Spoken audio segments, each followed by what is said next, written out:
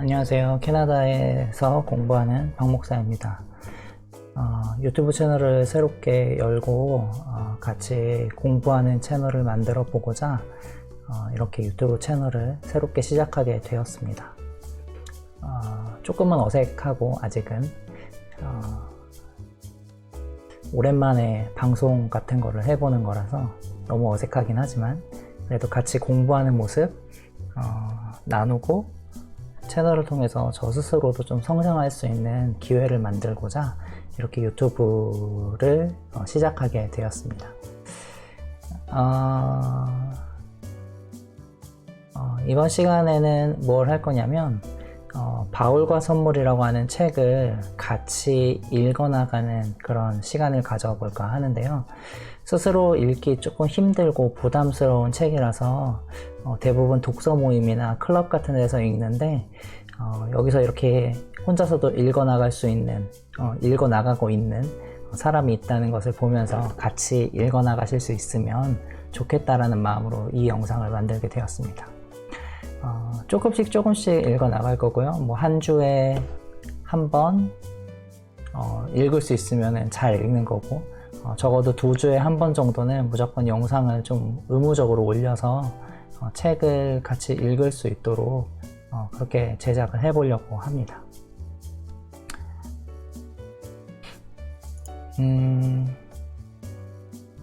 제가 PPT를 따로 준비를 했고요. 같이 읽을 것은 바울과 선물이라고 하는 너무나도 유명한 책이지요. 바로 한번 소개를 해보도록 하겠습니다. 이 바울과 선물이라고 하는 책의 저자는 제임스 더널리어서 더럼 대학교에서 라이트포드 신약학 석좌 교수로 지금 지내고 계시는 바클레이라고 하는 교수님이십니다. 더럼 대학교 홈페이지에 가면 이렇게 개인 정보들도 있고요. 학부는 고전 신학을 전공하신 그런 분이라고 하네요. 이분의 저서가 이렇게 6권이 있습니다. 이렇게 6권이 있는데 이 6권만 있는 것이 아니라 사실은 더 많은 저작들이 있지요. 맨 처음에 보이는 책은 아마도 이분의 박사 논문 책인 것 같고 그 뒤로 유대교에 대한 연구를 진행하시다가 같이 지금 읽으려고 하는 책은 이 책입니다. Paul and the Gift라는 책이죠. 그리고 올해 말에 11월 달에 나올 책은 이 책이 이제 추가로 나올 예정인데 Paul and the Power of Grace라고 하는 책입니다. 이거 말고도 이제 본인 스스로 쓰신 셰필드에서 나온 그 주석 책이 하나 있고요. 그거 이외에 뭐 공저한 책들 상당히 많이 있더라고요. 더럼대학교 홈페이지에 가면 아주 잘 소개해주고 있습니다. 뭐 에디트한 편집한 책부터 해서 여러 가지 책들이 있습니다. 그런데 왜 이제 폴 앤 기프트를 주목하느냐, 많은 분들이 주목을 하시지만 그래도 이제 그 이유 때문에 저도 이 책을 읽는 거죠. 왜 폴 앤 기프트를 읽어야 하느냐? 이 책은 이제 인류학적 관점에서 은혜에 대한 신약학의 이슈를 풀어가는 책인데요. 다들 알다시피 샌더스의 바울과 팔레스타인 유대교라고 하는 책이 40년도 더 된 이 책이 제기하는 유대교에 대한 질문이 있었습니다. 유대교는 어떤 종교이냐라는 질문이었죠. 유대교가 이제 은혜의 종교다라고 하는 그 답 때문에 그 이후로 이제 세 관점이라고 대표되는 본인들은 아니라고 하시지만 이제 최근에 소천하신 우리 제임스 던 교수님과 그리고 톰 라이트로 되는 이 대표되는 이 세 관점의 논의들이 바울 학계를 상당히 지배를 했습니다. 샌더스의 책에서 말하는 것처럼 유대교가 은혜의 종교라고 한다면 그럼 그 유대교를 비판하는 바울이 비판하는 율법의 행위라고 하는 것이 도대체 무엇이냐? 간단하게 말하면 그것에 대한 답으로 이제 세관점에서는 이스라엘의 민족성을 드러내는 어떠한 표지 뭐 안식일을 지킨다든지 할례를 한다든지 정결법을 행하여서 내가 이스라엘 백성이야 이렇게 하는, 내가 이스라엘 사람이야 라고 뭔가 그렇게 민족성을 이렇게 강조하는 것을 이제 비판한 것이다.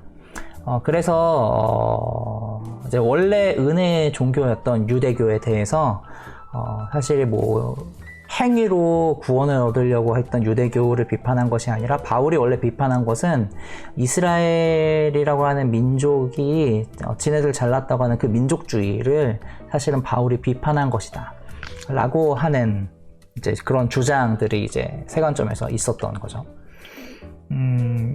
이것 때문에 이제 전통적인 이제 종교개혁자들의 주장을 따라갔던 그 주장이 되게 이제 곤란해진 것이죠. 왜냐하면 유대교라고 하는 종교 자체가 율법의 행위로 의로움을 얻을 수 있다라는 주장을 그들이 해야 이제 소위 이제 종교개혁의 이제 루터로 대표되는 이제 개신교에서 얘기하는 믿음으로만 의를 얻을 수 있다라고 하는 그 바울의 주장과 그 바울이 유대교를 비판하는 그것이 이제 성립이 되는데, 근데 유대교도 만약에 은혜의 종교라면, 유대교도 지금 우리가 아는 기독교처럼 하나님께서 은혜를 베풀어서 구원을 얻는 그런 종교라면, 기존의 바울이 이제 주장하는, 기존의 기독교에서 말하는 주장은 뭔가가 좀 이상한 거죠.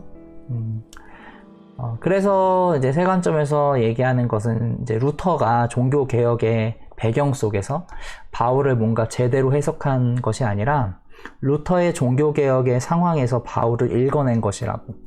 루터의 상황이 뭔가 행위를 강조하는 그런 타락한 중세교회 속에서 있었기 때문에 그렇게 그 자신의 입장에서 바울을 이제 읽어낸 것이다라고 이제 그렇게 결론 지는 것처럼 보였죠. 그것에 대해서 뭐 당연히 이제 원래 종교개혁 전통의 해석을 지지하던 쪽에서는 이제 합당한 반론들도 이제 나오기 시작하면서 이제 세관점과의 대화가 막 시작이 되고 논의가 막 전개가 되고 복잡한 이야기들이 이제 학계에서 이제 계속해서 있었던 것이죠. 뭐 제가 총신 신대원 이후에 이제 일대원을 입학할 때 이제 홈페이지에서 봤던 그런 이제 뭐죠, 이제 입시 문제들을 보면은, 유대교가, 행위의 종교라고 하는 1세기의 그런 제2성전기의 문헌들도 있다라고 하는 것으로 이제 샌더스의 어떤 주장을 이제 반박하는 약간 그런 샘플 같은 그런 입시 문제들도 있었습니다. 그게 뭐 얼만큼 합당한지는 잘 모르겠지만 어쨌든 그런 입시 문제들을 보면서 그렇구나 이런 생각을 하면서 이제 공부를 해야 되는구나 이런 생각을 했었죠. 그런 이제 종교개혁 전통들이 있는데요.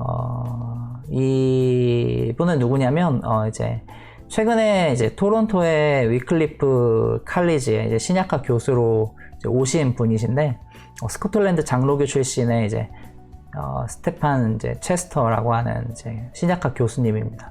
2017년도에 쓰셨던 Reading Paul with the Reformers라고 하는 이제 이 책이 있는데, 요 책에서 이제 이분이 종교개혁 전통을 따라서 하는 그런 이제 해석들이 어떻게 이제 그 관점들, 구관점과 이제 새로운 관점에 대한 뭔가 이제 접촉점을 찾으려고 하는 그런 이제 이야기들을 이제 하셨고요.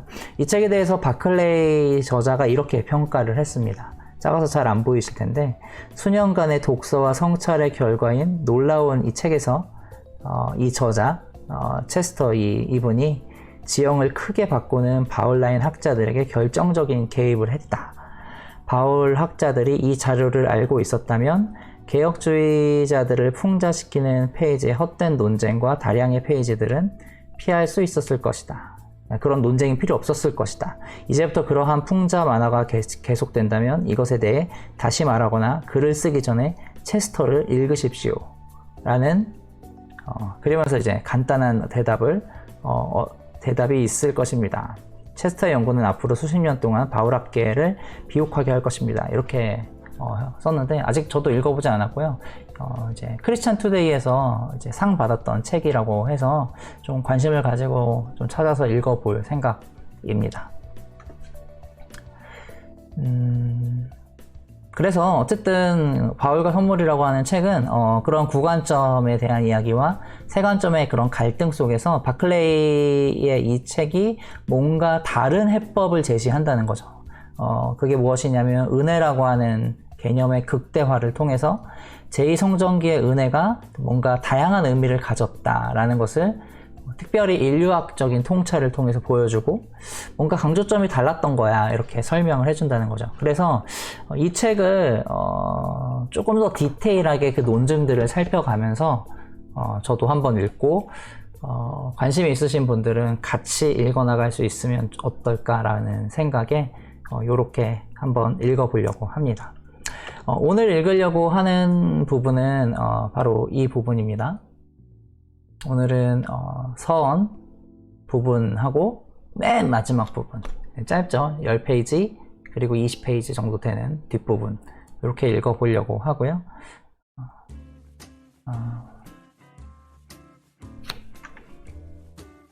네, 먼저 서원 부분이죠. 서원 부분.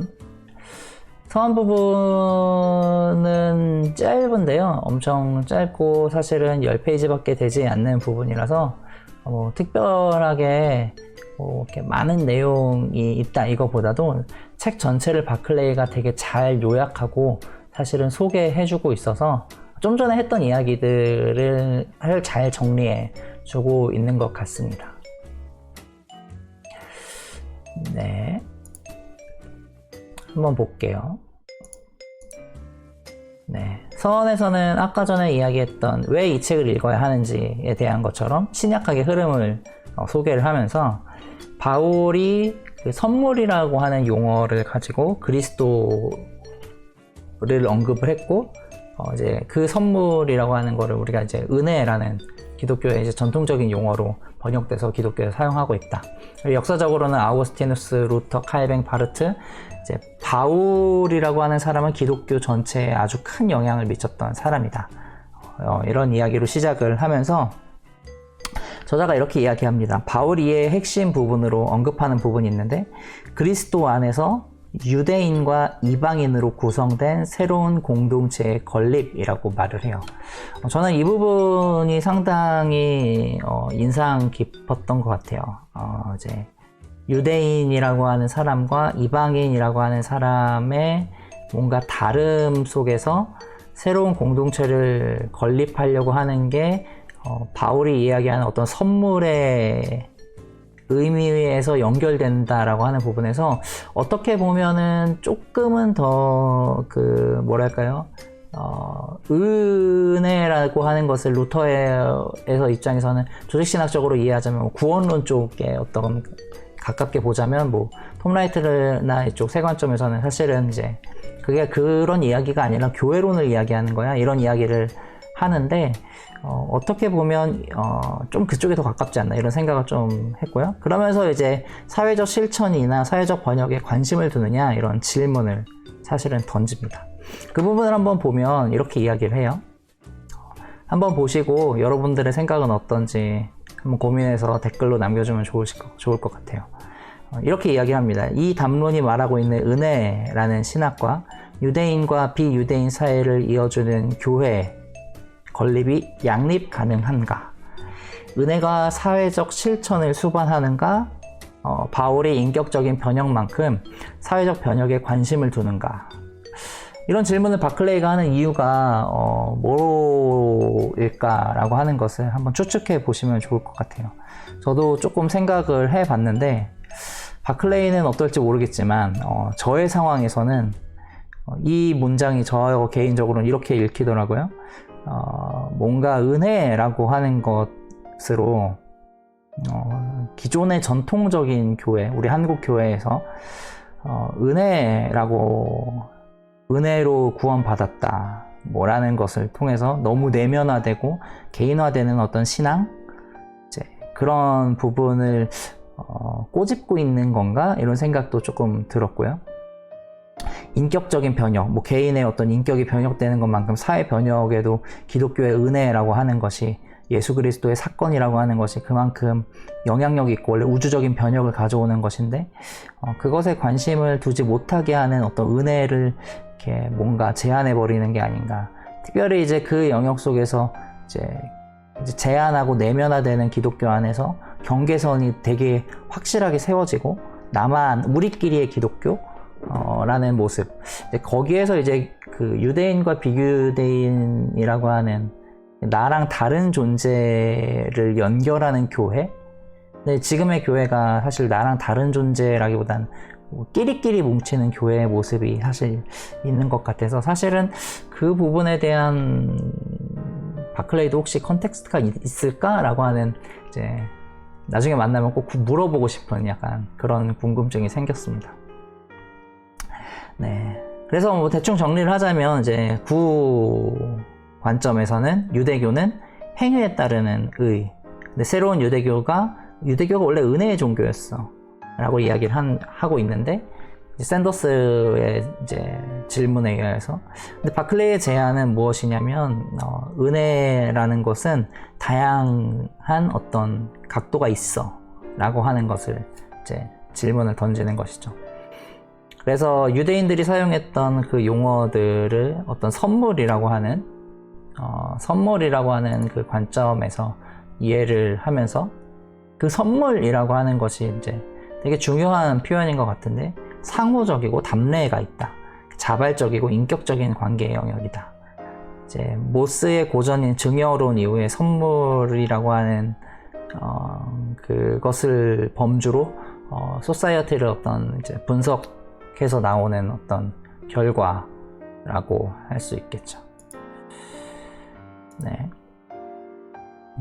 그래서 이 부분이죠. 현대인들이 가정하고 있는 선물은 대가가 없이 주는 선물. 우리가 뭐 크리스마스 선물이 그냥 어떤 생일 선물 주면 뭐 주고 끝나는 거죠. 근데 이제 그게 아니었다는 거죠. 고대의 기프트라고 하는 것은 그렇지 않았다라고 하는 부분인 거죠. 이 소개되는 이 책은 2013년도에 나온 책인데, 그러니까 바클레이가 2015년도에 폴 앤 기프트를 냈는데 2년 전에 나온 어떤 논문집 같은 책이에요. 어떻게 보면 이제 고대 기프트에 대해서 이제 잘 정리해주고 있는데, 보시면 바클레이가 이야기하는 그 뭐랄까 이제 대가 없는 선물에 대한 가정에서 벗어나야 된다라는 얘기 똑같이 하고 있더라고요. 네. 그래서 저자는 이 책을 이렇게 소개를 합니다. 1부에서는 이제 은혜를 선물의 인류학과 역사 안에서 다시 한번 살펴보자 제고하고, 하나님의 자비에 관한 제2성전 시대의 유대교적 해석을 연구하고, 이러한 맥락에서 선물로서의 그리스도 사건과 관련하여 바울 신학을 갈라디아서랑 로마서의 표현을 통해 새롭게 평가할 것이다. 그래서 앞부분에서는 이제 선물 1장은 선물에 대한 인류학적인 이야기들, 그걸 기반으로 2장에서는 이제 은혜라고 하는 것의 이제 극대화, 6가지 극대화를 소개를 하고, 그리고 3장에서는 이제 수용사를 다루고요. 그리고 이제 4장은 일부 요약이고, 5장부터 이제 10장까지는 제2성전기의 그런 문헌들, 뭐 솔로몬의 지에서 뭐 필론 이런 것들을 살펴보고, 그리고 갈라디아서와 로마서를 이제 실제로 이해하면서 적용해 보는 거죠. 그래서 저자가 되게 친절하게 선 부분에서 책 요약을 사실은 전체적으로 딱 한쪽으로 해주는데, 한번 이 부분은 제가 한번 읽어 보도록 하겠습니다. 은혜는 다양한 의미를 가진 개념이며, 그것에 대한 접근은 선물이라는 범주를 통할 때 가장 효과적으로 이루어진다. 은혜는 여러 가지 방법으로 극대화에 쉽게 영향을 받지만, 이 여러 가지 방법이 은혜를 하나의 통일된 개념으로 묶어주지는 않는다. 은혜 주제를 다루는 몇몇 사람들은 은혜의 초충만성, 우선성, 유효성을 극대화시키려 하고, 다른 어떤 이들은 은혜와 은혜를 받는 자들 사이에 존재하는 가치의 비상응성, 가치 없는 자에게 주어지는 선물인 거죠. 을 극대화시킬 것이다. 어떤 이는 은혜의 단일성, 하나님은 언제나 은혜로우시다를 강조하고 어떤 이는 하나님의 선물은 아무 조건 없이 주어진다는 점에 주목할 것이다. 이런 개념들은 은혜를 규정하는 데 보다 더 좋거나 나쁜 해석이 아니라 다만 서로 다른 해석일 뿐이며 은혜에 대한 정의, 은혜는 가치 없는 자에게 주어지는 선물이다. 어떤 이 은혜에 대한 정의 없이 은혜를 말하는 것도 얼마든지 가능하다. 이런 극대화 개념들은 바울 소용사 속에서 다채롭게 사용되었으며 바울 서신에서 어떤 개념은 다른 개념보다 더 큰 지지를 받았다.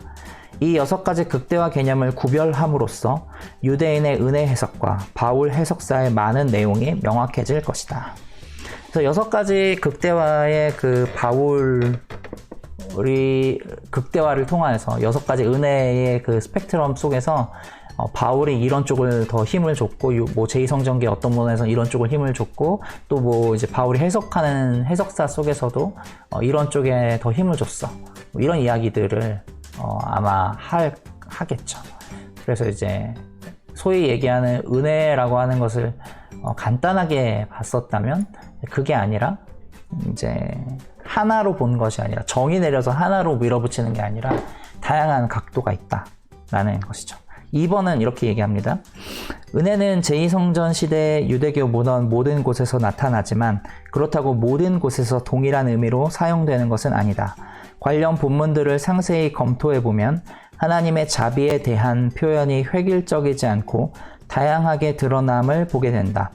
예를 들어 이 본문들은 하나님의 긍휼이 그것을 받아들이는 자의 가치와 상관없이 적절하게 적용되고 있는지에 관하여 서로 의견이 다르다. 바울은 이러한 다양성의 한가운데 서 있다. 바울의 은혜의 신학은 유대교와 대립하지 않는다. 그렇다고 해서 일반적인 유대교의 견해와 완전히 일치하는 것도 아니다.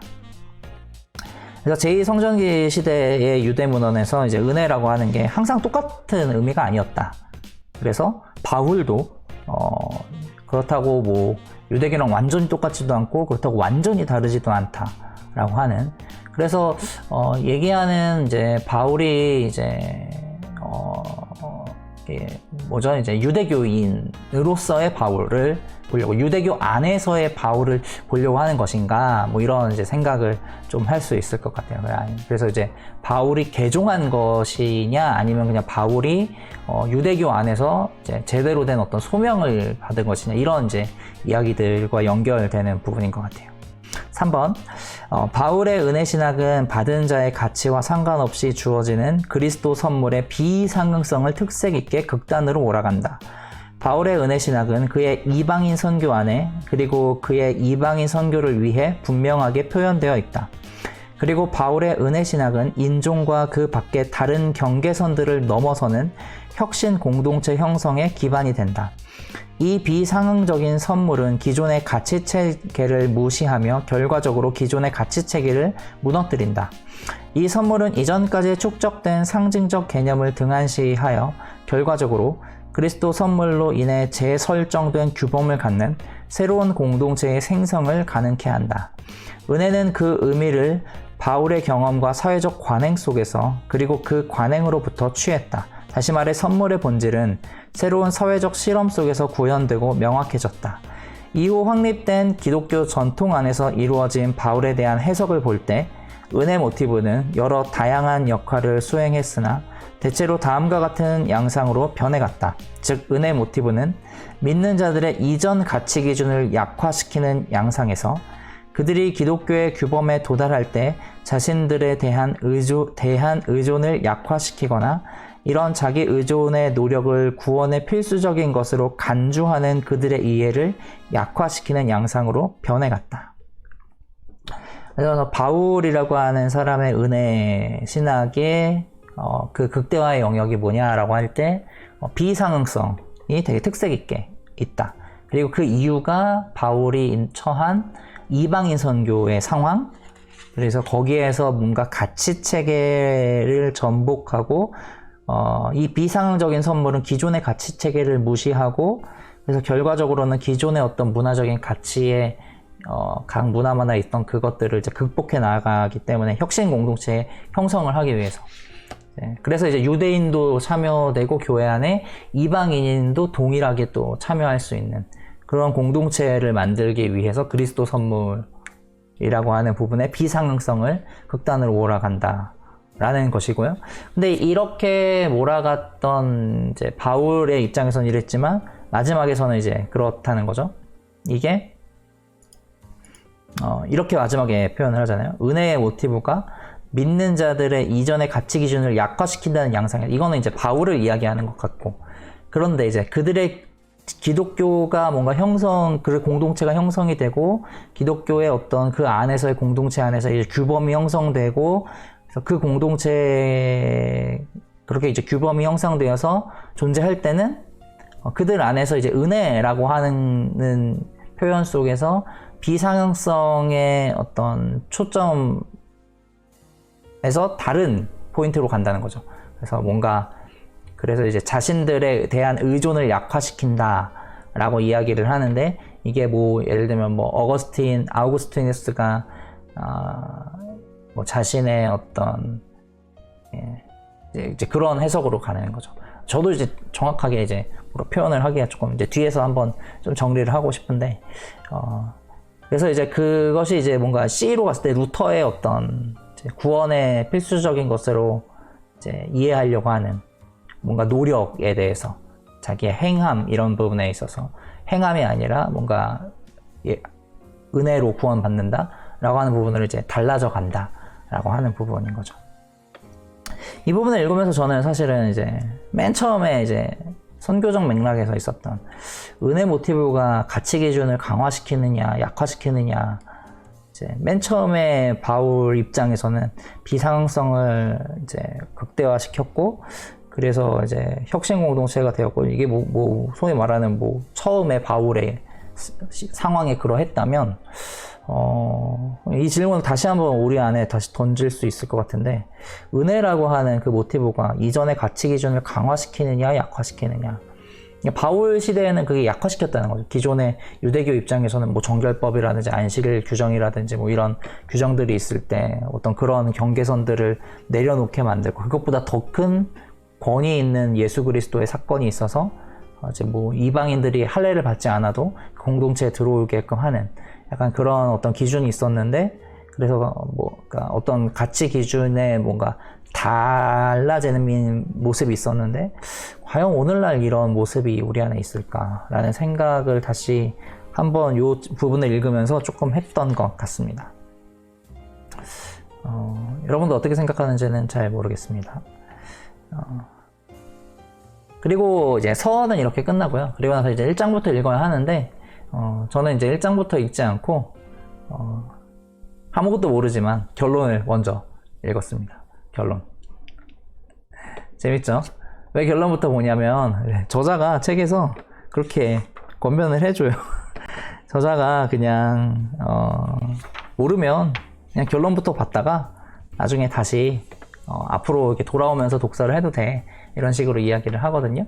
그래서 뭐 처음부터 순서대로 읽는 것도 좋은 방법이긴 하겠지만, 저는 이제 책을 읽을 때 서론이라고 하는 앞부분, 인트로덕션을 읽고, 그게 뭐 1장, 2장까지 되면은 그 1장, 2장까지 읽고, 그 다음에 이제 맨 마지막 페이지, 이제 결론을 좀 찾아서 읽는 편이에요. 그래서 결론을 읽고 나서, 이런 이야기들이 있겠구나, 뭐 100% 이제 결론이 이해가 되지 않는다 할지라도, 그래서 이제 결론부터 읽는 편이죠. 그래서 18장을 먼저 이렇게 펼쳐가지고 결론부터 읽었는데, 사실 무슨 말 하는지 한 50% 이해한 것 같나? 뭐 잘 모르겠더라고요. 그래서 PPT에 우선 다 타이핑을 막 정리행신 없이 막 하면서 이게 이 말이 맞나? 이게 이 말이 맞나? 이러면서 조금 이렇게 정리를 해보니까 머릿속에 그나마 조금 이렇게 이해가 되는 것 같더라고요. 18장은 5가지의 소로 해서 20페이지 정도 되는데, 5개의 단락으로 이렇게 좀 이렇게 전체를 좀 정리를 하고 있습니다. 그래서 서원에서 이야기했던, 좀 전에 아까 읽었던 그 정리를 조금 풀어져서 오히려 좀 하고 있는 것 같아요. 그래서 맨 처음에는 선물로서의 은혜를 이야기를 합니다. 사도 바울 시대의 은혜를 말할 때는 아까 이제 일장에 대한 이야기인 거죠.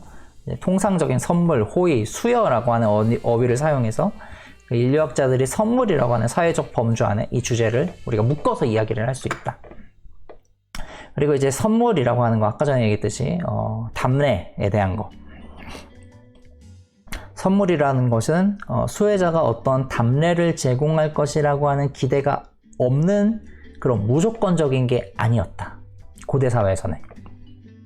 그런데 수혜자가 이전의 상태와 관계없는 무제약적인 그런 선물일 수도는 있다. 이렇게 얘기하는 거죠. 그래서 그냥 단순히 그냥 기독교에서 무조건적인 은혜, 우리 보수 신학을 했으니까 저는 이제 무조건적인 은혜 이런 이야기를 할 때 그러면 이제 맨날 제기되는 것이 막 은혜와 뭐죠? 순종 이런 이야기들을 하잖아요. 이제 율법 뭐 이런 얘기들, 복음과 율법 이런 얘기들 하는데 이런 거죠. 이제 선물이라고 할 때 그 순종이라고 하는 부분들에 그게 이제 기대가 있다는 거죠. 그래서 무조건적이 아니다. 하지만 그 사람의 어떠한 상태랑은 상관없이 제약 없이 그 사람의 어떠한 뭐 신분이라든지 어떤 것을 이루었기 때문에 그 선물이 주어지는 거는 아닌 거죠. 이제 그렇게 이야기를 하는 거죠. 그래서 그 사람이 아무런 뭔가 잘나지 않았음에도 불구하고 선물이 가지지만 선물이 가졌기 때문에 그 사람은 반응을 해야 되는 뭔가 적합하게 담례를 제공해야 되는데 그게 이제 순종이라고 하는 부분으로 이제 드러날 수 있는 거죠. 수혜자의 적합성이나 적합성이나 합당한 부분들은 수혜자의 가치 체계에 따라 다양하게 판단되고 특별히 이 선물이라고 하는 것이 고대 사회에서는 뭔가 차별적으로 이렇게 그 사람에 맞게끔 그 선물이 가져야 좋은 선물이라는 거죠. 보상과 연결된. 뭐 이제 그러면서 이제 정의에 대한 이야기를 이제 잠깐 언급하기도 합니다. 그렇게 해서 이제 고대에서의 선물로서의 은혜라고 하는 부분들을 다시 한번 바클레이가 정리를 하고 이제 그 다음에 이제 그 은혜라고 하는 게 6가지로 이제 극대화된다라고 하는 부분들을 결론에서 다시 한 번 더 소개를 합니다. 이게 이제 2장의 내용이겠죠. 저자는 6가지 극대화를 얘기하는데 초충만성, 단일성, 우선성, 비상응성, 유효성, 이제 비순환성, 이제 구관점과 세관점을 극복하려고 하는 바클레이의 새로운 방법인 것이죠. 그리고 나서 이제 3장의 이 소용사, 바울 소용사에서 6가지 극대화를 어떤 식으로 이게 진행되어 가는지 이제 추적을 해 나가는 그러한 과정이 있습니다.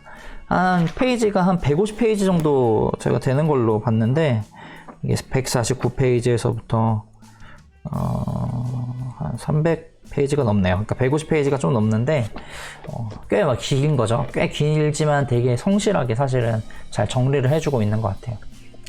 그래서 근데 이제 그 중에서 이제 샌더스는 이제 요약 부분에서 이제 좀 언급되는 게 이제 우선성을 강조했다.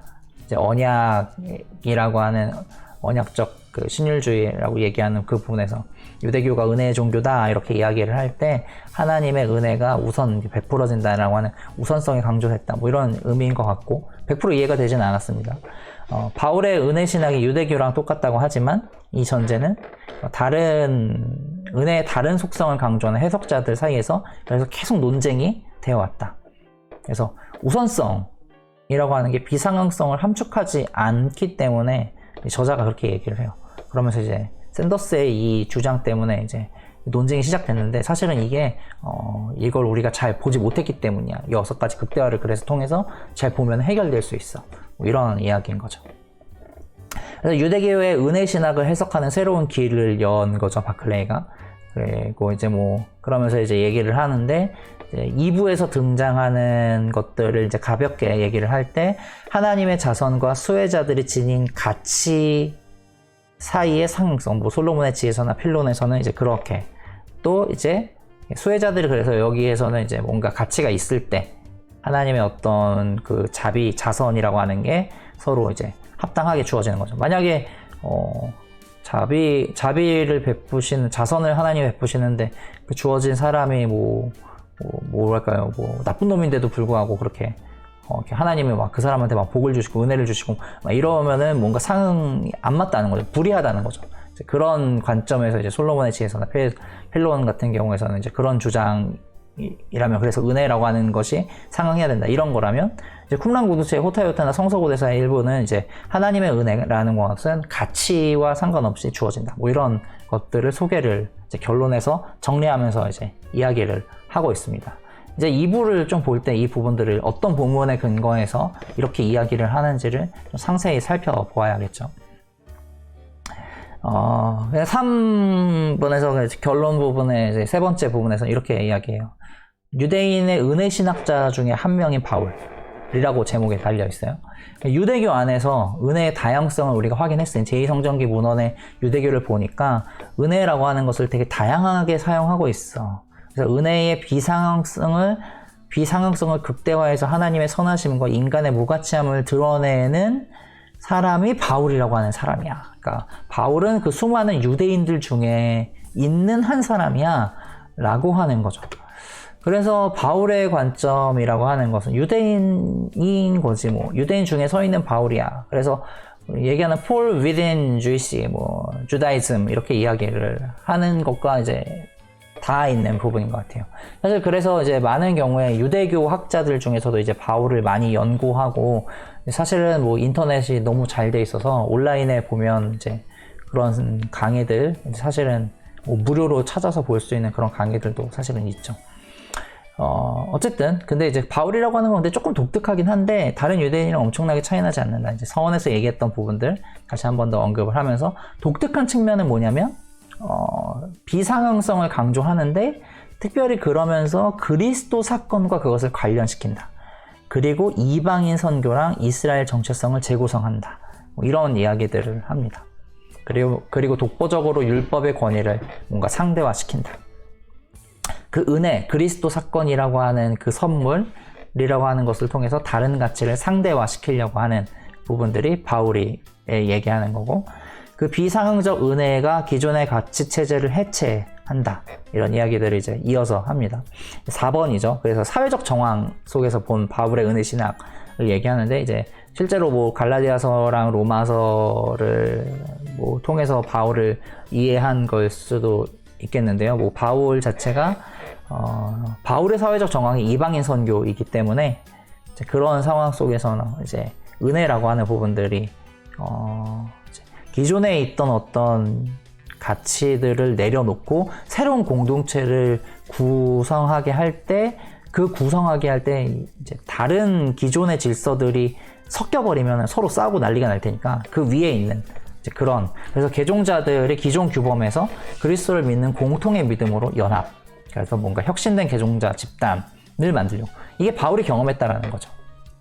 바울 자신도 사실은 유대인이지만 유대인의 특권이랑 상관없이 내가 교회를 박해했음에도 내가 은혜로 부름을 내가 받았다 라고 하는 거. 그래서 민족이라고 하던 것이라든지 뭐 신분이라고 하는 것이라든지 아니면 그 사람의 어떤 지식의 높낮음이라든지 뭐 덕이라든지 성이라든지 이런 당연한 기준들을 무시하는 그리스도 사건 속에서 하나님의 주도권을 바울이 강조했다라는 것이죠.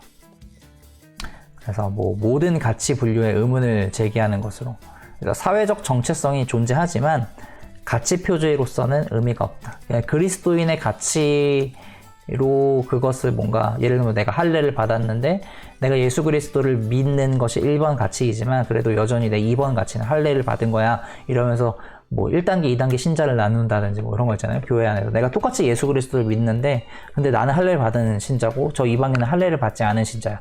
그래서 뭔가 내가 조금 그래도 한 단계 더 높은 그런 신자야, 이렇게 가치를 부여하는 게 의미가 없다는 거죠. 이제 그런 거는 아무 의미가 없는, 이제 예를 들어서 설명하자면 이제 그런, 제 이해는 그렇습니다. 유대인과 이방인의 민족적 차이가 비상응적인 그리스도의 선물로 해소가 되는 거죠. 그래서 율법의 행위라고 하는 것으로 표현되는 뭐 갈라디아서의 그 표현들, 유대인의 관습일 뿐이고, 율법을 규범적으로 이방인에게 강요하면, 그렇게 규범을 해서 이방인에게 강요하면 그거는 사실 그리스도 사건으로 하나님께서 주신 선물, 하나님의 은혜를 부인하게 되는 것이다. 이방인들에게 할례를 강요하는 것은 안식일법을 지켜라, 뭐 정결법을 지켜라 이렇게 얘기하는 거는 하나님의 은혜를 거절하는 것이 된다라는 거죠.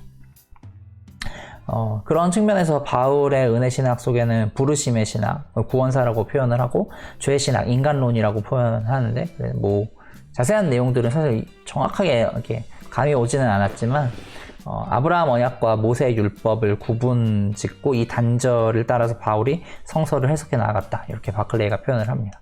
갈라디아서에서 비상응성이 부각되고 로마서라고 하는 곳에서 이스라엘이라고 하는 역사 라는 것이 바울의 분리표지를 담는 곳에서만 이스라엘 요소가 이루어진다라고 하면서 이스라엘이라고 하는 민족의 정체성을 재해석해 나가는, 그래서 이방인들도 이스라엘로 이제 들어오는 그 부분을 이제 얘기하는 것 같고요.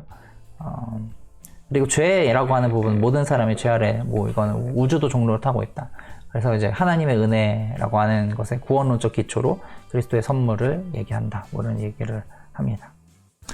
바울의 선교의 목표를 언급하는데, 그래서 삶의 방식이 통상적인 가치 기준과 단절된 한 사건을 증언하는 공동체의 형성이라고 얘기해요. 그래서 교회라고 하는 것이, 이거 보면서 교회라고 하는 곳에 어떤 가치 기준을 세울 때 특별히 기존의 전통적 가치가 해체되는 지금과 같은 상황 속에서 새로운 가치 기준이라고 하는 것이 이제 난무하고, 저 사람의 가치 기준과 이 사람의 가치 기준이 서로 막 다 다르고 해체되어서 막 논쟁이 있을 때 오히려 지금의 상황이 바울의 선교적 상황과 되게 비슷하지 않냐라고 하는 것이 조금 공감은 되는 부분인 것 같아요. 그래서 이제 그 순종에 대한 이야기도 이제 아까 얘기했던 선물이 담례로서 순종으로 나오고 그것이 종말에 증명될 거다, 뭐 이런 얘기도 잠깐 나옵니다. 그래서 바울의 은혜라고 하는 건 비상성을 이야기하는데, 단일성을 함축하지 않고 비순환성을 함축하지 않고 우선성이 전제되고 초충만성도 전제되나 유효성은 아우구스티누스 전통만큼은 아니고 유효성의 비상성을 필수적으로 수반하지도 않는다. 이렇게 말하면 무슨 말인지 하나도 못 알아듣는 거죠. 유효성. 근데 저는 이제 뭐 아우구스티누스의 유효성이라고 하는 유효한 부르심을 언급하는 것 같아요. 조직신학적 표현으로. 그래서 근데 이제 그만큼은 아니었다, 바울이. 뭐 그런 이야기인 것 같고, 유효성이 비상응성을 필수적으로 수반하지도 않는다. 그래서 유효한 부르심이라고 얘기를 했을 때 비상응성이 같이 따라와야 되냐, 이거에 대해서 뭔가 필수적이지 않다, 뭐 이런 얘기를 한 것 같아요. 마지막으로 이제 마지막 그 결론 부분에서 이제 5번째 새로운 정황과 새로운 의미를 얘기하면서 어떻게 보면 바울 수용사에 대한 이야기들의 그 수용사 속에서 그런 은혜의 극대화가 다양하게 펴진 것이 어떤 사회적 조건, 역사적 사회적 조건에서 원래의 정황을 뛰어넘어 새롭게 생산되는 그런 바울의 은혜 신학들이 나타나였다. 이런 의미인 거죠. 새로운 정황이 있었고 새로운 의미가 부여되었다. 은혜라고 하는 부분에 있어서 그런 거죠. 그래서 바울 자신 같은 경우는 선교 신학, 선교를 해야 되는 입장이었잖아요. 그래서 기존의 가치 기준을 버리도록, 그리고 분리시키는 역할, 그래서 공동체 외부에 둘레를 쳤다, 이렇게 표현을 하더라고요. 그래서 뭐냐면 교회를 세워야 되니까, 이제 교회를 만들어가는 입장, 선교하는 입장이니까 공동체 안에서 뭔가 선을 가르고 네가 맞네 내가 맞네 이걸 할 때가 아니라는 거죠. 기독교 안에서 교리 가지고 싸우고 이럴 지금 타이밍이 아니고, 오히려 지금 유대인과 이방인이 이제 하나로 이제 묶일 수 있도록 유대인이 가지고 있는 가치 체계가 있을 거고, 이방인도 가지고 있는 가치 체계가 있을 거고, 뭐 제3의 사람이 가지고 있는 가치 체계가 있을 텐데, 그런 기존의 가치 기준들은 내려놓고, 그것들은 내려놓고 그리스도라고 하는 다른 가치를 가지고 공동체 외부에 둘레를 치는 그런 은혜로 너희가 구원받았을 때 그런 의미였다면, 선교가 어느 정도 진행이 되고 탈선교의 배경에서는 이제 기존의 교회가 공동체가 세워지고 전통이 다듬어지고 그 안에서 뭔가 우리 공동체는 이런 것들을 추구하는 어떤 율법 같은 거, 그 안에서의 규칙들이 세워지면 이제 그 다음에 은혜라고 하는 부분들은 소위 이제 에베소서에서 이야기하는 것처럼, 에베소서를 이제 바클레이나 이제 대부분의 신약학자들이 얘기하는 것처럼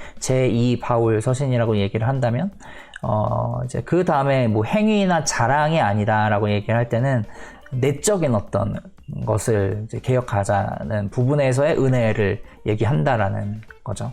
이제 뭐 예전에 은혜라고 얘기할 때는 다른 어떤 가치에 대한 이야기였다면 선교 당시에는 그래서 뭔가 표지를 이제 극복해 나가는 것같다면은 선교가 이루어지고 나서 공동체 안에서 이제 네가 잘났는데 내가 잘했어, 너가 잘했어 이렇게 이야기를 하지 말고 우리가 하나님의 은혜로 스스로를 돌아보고 하나님의 은혜 때문에 산 거지 내가 뭐 잘난 게 아니야. 내가 자랑할 수 있는 행위를 내가 자랑할 수 있는 게 없어. 이런 측면에서 행위로 난 것이 아니고 너가 자랑할 수 없다라고 하는 에베소서의 고백이 있는 거죠. 사회적 정화. 그것을 이제 제2 바울서신에서 이제 처음으로 나타나는 은혜라고 하는 표현의 변화가 시작되었다. 그래서 행위, 어떤 뭔가 도덕적인 업적, 자랑.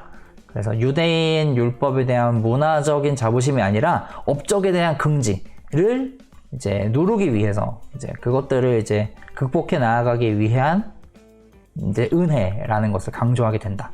에베소서에서 이제 그런 식으로 강조한다는 거죠. 맨 처음에 바울은 이제 문화적 자부심이나 이런 것들에 대한 것을 은혜라고 하는 표현 속에서 그리스도 사건 속에서 내려놓게끔 했다면 그 다음에는 은혜라고 하는 게 새로운 정황이 생기니까 은혜의 다른 측면들, 업적, 자랑 이런 것을 이제 누르게 하는 거잖아요. 스스로를 내면을 돌아보게끔. 네가 은혜로 구원받았는데 네가 그렇게 자랑하면 안 돼. 이런 식으로. 다른 측면들의 은혜의 그런 포인트가 있고 아우구스티누스 같은 경우는 가치 기준을 뒤넘는 게 아니라 내가 가치를 획득해서 자신을 칭송하는 그런 인간적인 경향을 뒤엎은 거. 그래서 이제 아우구스티누스의 어떤 인죄론에 관련되어서 이제 은혜라고 하는 측면이 이제 이렇게 떠오르게 되었다. 저는 이제 그렇게 이제 해석을 하고 이해를 했어요. 그래서 은혜라고 하는 것이 하나님의 행위에 의존하는 것이다. 이제 그런 측면들을 이제 아우구스티누스는 보게 되었다. 루터 같은 경우는 우리가 이해하듯이 이제 내적인 영역으로 바꿔서 표현을 했고, 이제 그래서 은혜의 비상황성을 되게 이제 중요한 것으로 만들었다. 이런 얘기를 하면서 뭐 이제 뭐 아우구스티누스, 칼뱅, 뭐 바르트, 마틴, 루터, 불트만, 케제만 같은 경우들이 이런 식으로 쭉쭉쭉쭉 뭐 이제 은혜의 새로운 각자의 어떤 정황 속에서 이제 새로운 의미들을 이제 표현해내고 발견해내고 이야기들을 했다. 이런 이야기들을 하는데 그래서 그때 이제 바클레이가 지적하는 것은 그게 가치를 재는 기준이 아니라 소위 가치의 업적이 바울이 비판하는 대상이라고 이들이 해석을 해왔다. 그러니까 내가 이만큼 이제 이루었으면 어떤 업적을 쌓았으면 이제 그거를 이제 바울은 지금 그거를 비판하는 거야. 뭐 행위를 쌓았어 라고 하는 거 루터의 식으로 얘기하자면 행위를 쌓았으면 그 행위를 쌓은 것을 자랑하는 그런 의로움 행위의 의를 바울이 비판하는 거야 라고 루터는 그렇게 해석을 했던 거죠. 근데 바클레이가 얘기하는 처음에 원래의 바울은 가치를 재는 기준, 문화적 가치를 재는 기준으로 어떤 바울을 이해하고 있는 것 같아요. 세관점이라고 하는 부분들은 이런 어떤 기존의 어떤 업적, 소위 가치의 업적을 비판하는 바울을 생각했던 것에서 벗어나서 선행이 아니라 어떤 율법 준수의 규칙과 구별을 하는 것에 문제가 있다고 이해를 했다라고 이야기를 하는 거죠. 그래서 이제 그런 이제 세관점에 있는 이야기들 아까 했으니까 넘어가도록 할게요. 그래서 유대인과 이방인을 부르시는 목적. 그래서 바클레이는 이렇게 얘기를 하더라고요. 선교 신학적인 뿌리에 동의를 한다. 세관점의 이야기인 거죠. 세관점이 어떤 표지, 민족적 표지를 가지고 이야기하는 그 부분에 동의를 하지만 나는 근데 세관점과는 결별한다. 뭐 이런 식으로 마지막에 써져 있어요. 그래서 비상적인 은혜는 새로운 사회적 실존 방식을 출범시키는 혁신 공동체를 위한 공간을 마련하고 바울의 그 주장. 그래서 제가 볼 때는 이제 교회론은 구원론의 뿌리를 두고 그것이 인간의 공경, 사회적 함의를 동시에 지닌다. 인간론. 이 부분을 바클레이가 언급하는데 되게 공감되는 부분인 것 같아요. 뭔가 기존의 논의들을 아우를 수 있는 주장 아닌가 이런 생각이 듭니다. 바울의 은혜신학은 선교가 처음 발생한 정황에 적합하고 기독교는 기독교 전통의 개혁 때 다시 초점을 맞추고 오늘날은 근데 그 기독교 전통이 안정적이지가 않고 다시 원래에 해체되어서 원래의 그 복잡한 선교적 상황이지 않나. 그래서 이런 표현을 봤는데 이 부분을 한번 생각해 볼 수 있는 것 같아요. 바울의 선교의 배경과 오늘날의 많은 교회의 사회적 배경 사이에 존재하는 유사점을 보고 놀랄 것이다. 비슷하다는 거죠. 다원주의적이거나 세속적인 배경 속에서도 교회들은 그들 자체의 사회적, 정치적, 문화적 정체성을 재발견할 필요성이 있음을 알고 있다. 나이, 민족성, 사회적 신분, 교육, 성, 건강, 부에 대한 가치 기준은 중대한 재평가의 대상이 되고 교회들은 사회적으로, 이념적으로 그들을 구별시키는 복음이 무엇인지 새롭게 확인한다. 그렇죠. 그래서 뭐 이런 공동체를 어떻게 만들 수 있을까 고민이 되기는 해요. 뭐 경계선을 낮추는 거. 왜냐면 저의 상황 속에서 한국 교회는 경계선이 되게 높다고 느껴져 왔기 때문에 경계선을 낮추는 부분, 어떻게 그런 공동체를 만들 수 있지? 근데 공동체를 만든다라는 건 또 외부의 경계선이 또 필요하죠. 어려운 것 같다는 생각이 들기는 늘 하지만 이제 목회적으로는 조금 가치, 기존의 사람들이 가지고 있는 가치관에 대해서 기독교가 얘기하는 그 복음이라고 하는 것이 얼만큼 다시 평가할 수 있게끔 새로운 가치를 줄 것이냐, 이 부분이 늘 이슈인 것 같고 오늘날에도 여전히 동일한 힘 아닐까, 교회가 새롭게 내줄 수 있는 힘 아닐까, 가치를 재평가해 주는 거.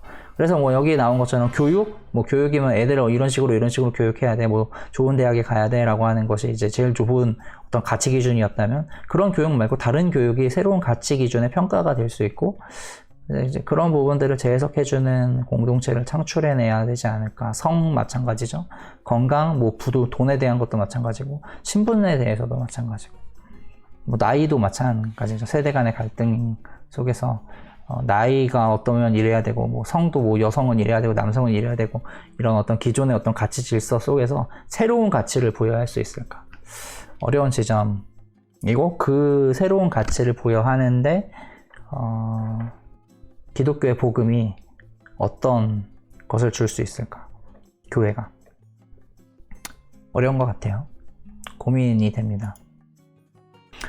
마지막 정리를 하면서 이렇게 얘기해요. 선물의 상호 교환을 통한 공동체의 건설, 통상적인 사회, 관계를 넘어서는 선물의 포괄적인 범주, 그리스도 안에서 선물을 주고받음을 동반하는 능력과 의무의 재조정, 뭐 이렇게 제가 적어놨네요.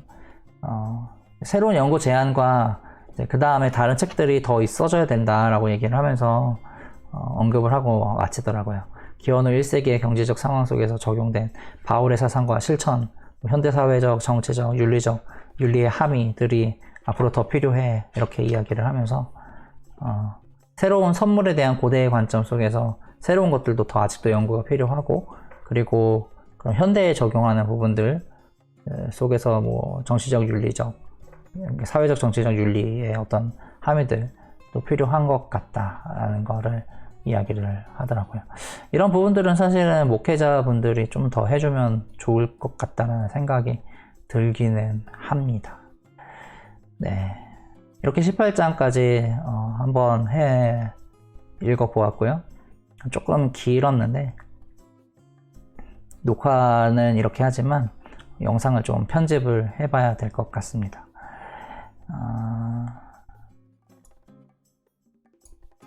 아까 소개를 덜 한 것 같은데, 폴 이제 올해 11월 달에 이제 11월 10일에 나오는데, 이 Paul and Power of Grace라는 책은 바울과 선물의 어떤 축약본 같은 책인 것 같아요. 그래서 현대 독자들에게 뭔가 좀 더 편하게 접근하기 위해서인 것 같고요. 바울과 선물에서 언급하지 않았던 그 은혜에 대한 새로운 개념이 주는, 아까 얘기했던 현대적인 의미들도 다룬다고 하더라고요. 그래서 나름 뭐 기대해 보셔도 좋을 것 같고, 뭐 이제 올해 11월에 출판이 되면 아마 한국에서 글쎄요, 이제 포렌 기프트 같은 경우가 번역이 사실 되게 금방 됐으니까 이것도 그냥 금방 번역을 하시지 않을까. 이제 바클레이라는 학자에 대해서 이제 주목하고 있고, 이제 그러니까 한국적인 출판계 안에서 주목하고 있으니까 금방 번역돼서 나오지 않을까라는 기대와 함께 오늘의 이야기들은 마치도록 하겠습니다. 이런 식으로 바울과 선물을 같이 한번 쭉 이야기하고 나눠볼 생각이고요. 오늘은 이렇게 서원과 18장만 이제 같이 좀 이야기를 했는데, 다음 주 2주 후로 목표로 하고 있습니다. 그때는 이제 1장과 2장을 조금 정리를 해서 한 100페이지 정도 되는 것 같은데, 정리를 해서 또 이렇게 한번 나눠보도록 하겠습니다. 바울이 말하는 그 선물, 그리스도라고 하는 분, 여러분들의 마음속에도 늘 그 선물에 대한, 그 은혜에 대한 감사함이 있었으면 좋겠고요. 연구를 통해서 우리가 고민하는 내용들 같이 쉐어해 주시면, 질문했던 내용들을 댓글로 달아주시면 감사하겠습니다. 처음 유튜브 하는데 구독도 해주시고 좋아요도 눌러주세요.